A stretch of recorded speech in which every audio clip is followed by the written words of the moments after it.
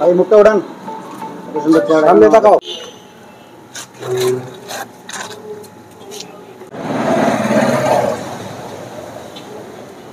মাদকদ্রব্য নিয়ন্ত্রণ অধিদপ্তর জেলা কার্যালয় ঠাকুরগাঁও কর্তৃক গোপন সংবাদের ভিত্তিতে একটা রেইডিং টিম গঠন করা হয় এবং কচুবাড়ি হাটপাড়া গ্রামে হেলাল মিয়ার বসতভিটায় তার শয়নকক্ষে 900 পিস্টা প্যান্ডারল ট্যাবলেট উদ্ধারপূর্বক তাকে গ্রেপ্তার করা হয় এবং ভুল্লি থানায় মামলা দায়ের প্রস্তুতি চলছে। আর আমাদের এই অভিযান অব্যাহত থাকবে, আমাদের ডিজি মহোদয় স্যারের নির্দেশনায় অব্যাহত রয়েছে এবং আমার অভিযান যেখানে মাদক ব্যবসায়ী সেখানে আমরা অভিযান পরিচালনা করব।